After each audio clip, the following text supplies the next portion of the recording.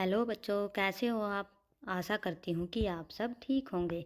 तो बच्चों, आज हम पढ़ेंगे फोर्थ क्लास की एनसीईआरटी की बुक चैप्टर नंबर 1। तो बच्चों, स्टार्ट करते हैं। आओ कुछ बच्चों से मिलें और देखें कैसे कैसे ये बच्चे स्कूल पहुँचते हैं। तो बच्चों, हम किससे मिलते हैं? कुछ बच्चों से मिलते हैं और देखते हैं कि ये बच्चे कैसे स्कूल जाते हैं। सबसे पहले आप ये देखो, बांस से बना पुल। ये कैसा पुल बना है? ये पुल बना है बांस से। ये देखो, है ना? तो ये बांस से बना है और इसके ऊपर देखो, बच्चे हाथ में बुक्स लिए जा रहे हैं, है ना? हाथ में बुक लिए जा रहे हैं, है ना?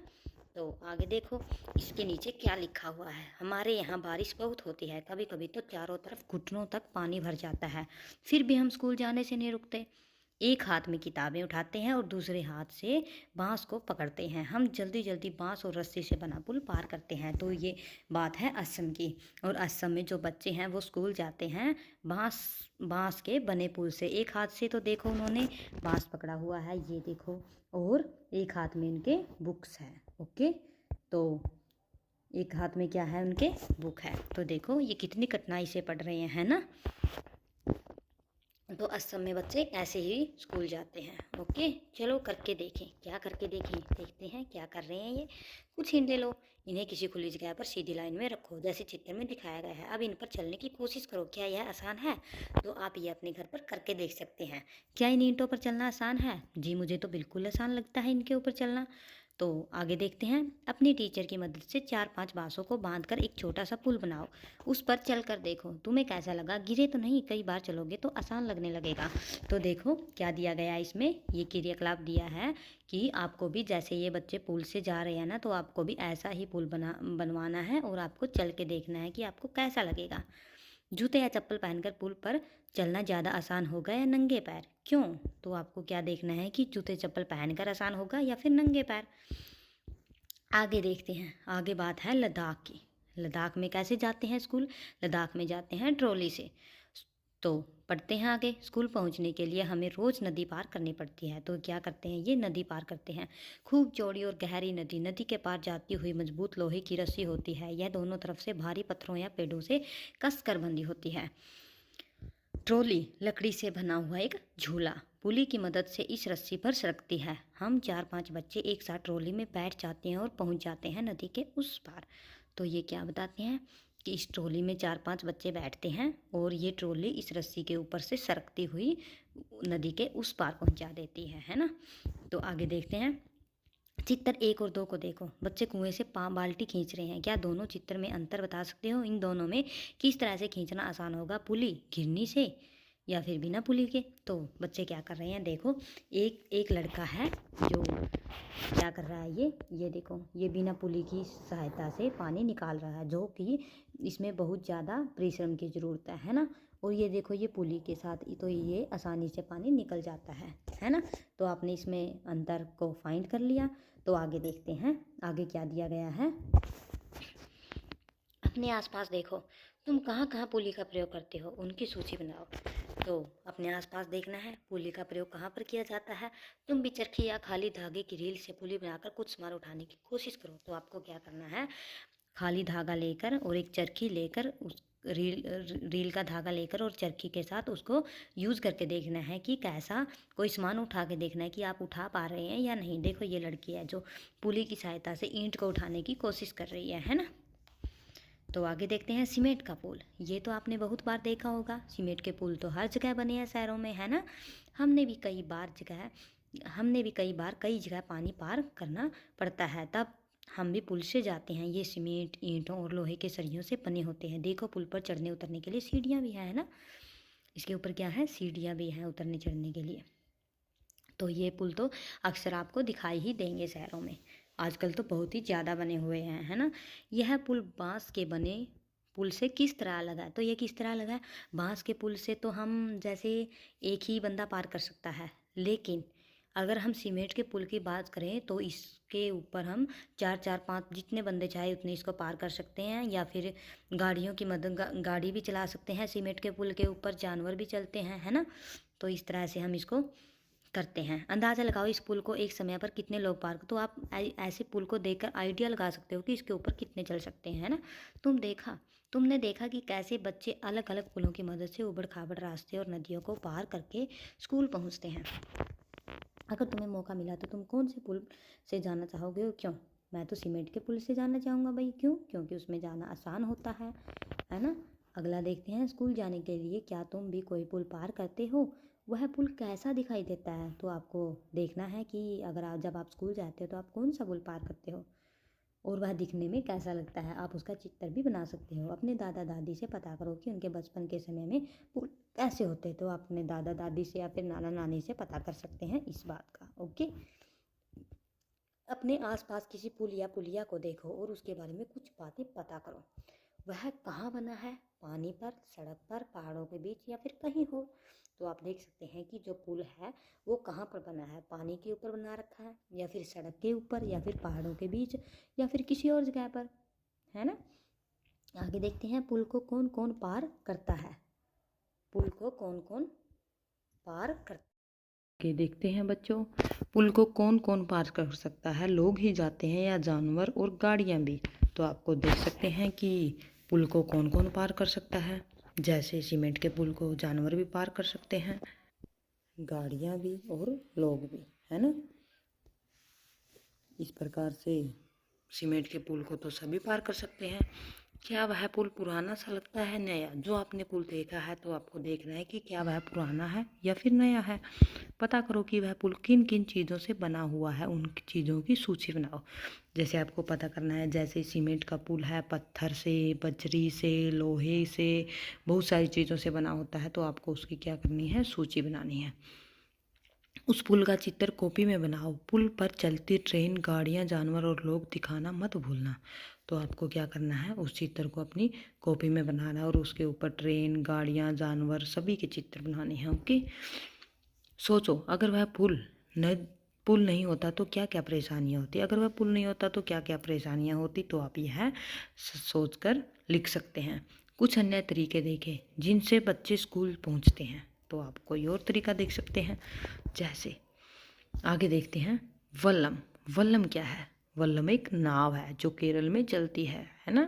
केरल के कुछ भागों में बच्चे पानी को पार करने के लिए वल्लम, लकड़ी की बनी छोटी नाव में बैठकर स्कूल तक पहुंचते हैं। तो कैसी नाव है ये? लकड़ी की बनी एक छोटी सी नाव है और इसमें बच्चे बैठकर स्कूल जाते हैं, है ना। तो आगे क्या है, आगे देखते हैं। क्या तुमने किसी और तरह की नाव को देखा है? जी बिल्कुल, हमने बहुत तरीके की नाव को देखा है ना। जो एल्यूमिनियम से भी बनी होती है, लकड़ी से बनी होती है, बहुत सारी नाव को देखा है। पानी पार करने के और क्या तरीके हो सकते हैं? तो आप बता सकते हैं, जैसे तैर के कर सकते हैं। आगे देखते हैं, क्या तुम भी कभी ऊँट, गाड़ी या तांगे पर बैठे हो? कहाँ, खुद चढ़े थे या किसी ने बिठाया था? तो भाई हम तो नहीं बैठे। अगर आप बैठे हो तो आप बता सकते हैं। तो और आपको उसमें किसने बिठाया था या फिर आप खुद ही उसमें बैठ गए थे? तो आगे देखते हैं, तुमने उस गाड़ी पर बैठकर कैसा लगा? तो आपको अपने अनुभव बताने हैं कि आपको कैसा महसूस हुआ। ये देखो, ये राजस्थान की एक बैलगाड़ी है ना। राजस्थान की एक ऊंट गाड़ी है, सॉरी। हम रेगिस्तान में रहते हैं, हमारे यहाँ दूर दूर तक रेत ही रेत नजर आती है। दिन में तो रेत खूब तपती है। हम ऊंट गाड़ी में बैठकर स्कूल पहुँचते हैं, है ना।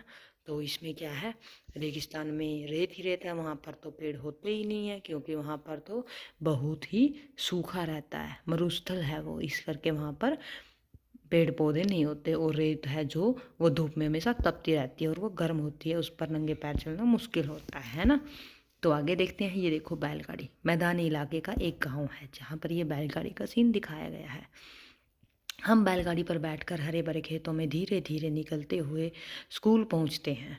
तेज धूप या बारिश हो तो हम अपनी छतरियाँ खोल लेते हैं। तो इसमें क्या दिखाया गया है कि ये देखो, ये बैलगाड़ी से जा रही हैं और ये छाता ताने हुए हैं ताकि इनको धूप ना लगे। अध्यापक के लिए, जानवरों को गाड़ी खींचते समय कैसा महसूस होता है? जानवरों के प्रति संवेदनशीलता पर चर्चा करो। तो आपको क्या करना है, जैसे ये जानवर है गाड़ी को खींच रहे हैं तो इनको बहुत ही ज़्यादा ताकत की ज़रूरत होती है ना। और इसको खींचने में इन्हें भरपूर घास फूस सारा खाना इसको मिलना चाहिए, है ना।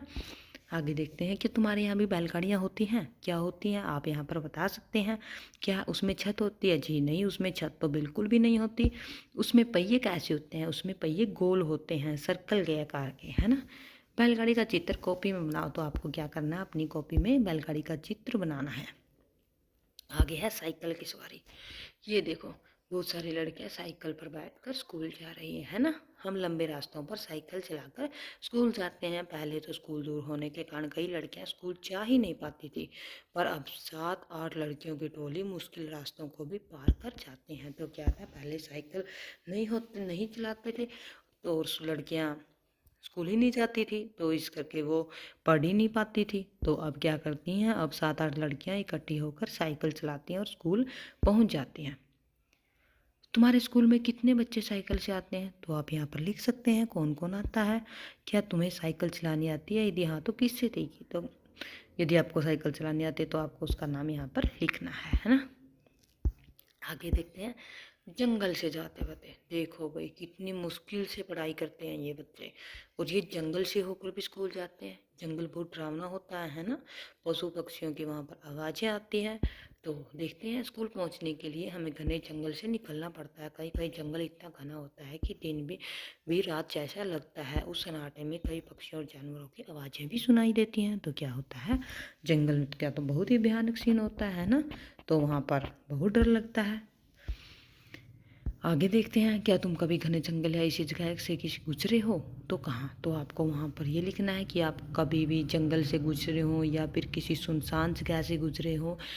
तो आपको वहाँ पर यहाँ लिखना है कि आपको कैसा महसूस हुआ। अपने अनुभव के बारे में अपनी कॉपी में लिखो। क्या तुम कुछ पक्षियों और उनकी आवाज़ों को पहचान सकते हो? कितनों की आवाज़ खुद निकाल सकते हो? आवाज़ निकालो। तो आपको क्या करना है, जैसे ये चिड़िया चींची करती है ना, कौवा काँव काँव करता है, तो आप उनकी आवाज़ सुनकर पहचान जाते हैं कि ये कौन सा पक्षी है। तो ऐसे ही आपको आवाज़ें पहचान कर इसमें लिखना है कि आप कौन कौन से पक्षियों की आवाज़ें पहचान सकते हो और कितनों की आवाज़ें आप खुद निकाल सकते हो, है ना। आगे देखते हैं, बर्फ़ पर चलते बच्चे, उत्तर की पहाड़ियाँ। ये है उत्तर की पहाड़ियाँ। तो ये बच्चे क्या कर रहे हैं, बर्फ़ से चलकर स्कूल जा रहे हैं ना। देखो हम कैसे स्कूल पहुंचते हैं। मीलों फैली बर्फ़ पर चलकर हम हाथ पकड़ पकड़ कर बर्फ़ पर पैर जमाते हुए ध्यान से चलते ताज़ी बर्फ़ में पैर धंस जाते हैं। अगर बर्फ़ जमी हुई है तो पैर फिसल जाता है। तो ये क्या कर रहे हैं, ये एक दूसरे का हाथ पकड़े हुए हैं। अगर बर्फ़ ताज़ी है तो उसमें पैर अंदर धंस जाता है, और अगर बर्फ़ ताज़ी नहीं है तो उसके ऊपर जमी हुई है तो उसके ऊपर पैर फिसल भी जाता है। इस करके ये एक दूसरे का हाथ पकड़कर इसको पार करने की कोशिश कर रहे हैं। क्या तुमने इतनी ज़्यादा बर्फ़ देखी है? कहाँ, फिल्मों में या फिर कहीं और? जी नहीं, हमने तो नहीं देखी। आपने कहीं देखी है तो आप यहाँ पर लिख सकते हैं, है ना। क्या इसी जगह पर हमने भी बर्फ़ हमेशा ही बर्फ़ रहती है? क्यों, क्या इसी जगह पर हमेशा बर्फ़ रहती है? हाँ जी बिल्कुल, जैसे जम्मू है वहाँ पर टेम्परेचर कम होने के कारण बर्फ़ रहती है ना। आगे देखते हैं, उबड़ खाबड़ पथरीले रास्ते। कहाँ के हैं ये उबड़ खाबड़ रास्ते? उत्तराखंड के, है ना। हम पहाड़ी इलाकों में रहते हैं, यहाँ दूर दूर तक उबड़ खाबड़ पथरीले रास्ते हैं। मैदानों या शहर में रहने वाले बच्चों को भले ही मुश्किल लगे, हम तो भागते हुए पहाड़ी रास्ते पार कर जाते हैं। चाहे घने जंगल हो, खेत हो, पहाड़ हो या फिर दूर दूर तक फैली बर्फ, हम बच्चे स्कूल पहुंच ही जाते हैं। जैसे ये बच्चे पथरीले रास्तों से क्या कर रहे हैं, इसको क्रॉस करने की कोशिश कर रहे हैं और स्कूल पहुंचने की कोशिश कर रहे हैं। इस तरह से ये स्कूल पहुंच ही जाते हैं, चाहे वहाँ पर जंगल हो, खेत हो, पहाड़ हो या फिर बहुत सारी बर्फ़ हो, है ना। क्या स्कूल पहुंचने में तुम्हें कोई भी परेशानी होती है? तो आप यहाँ पर लिख सकते हैं।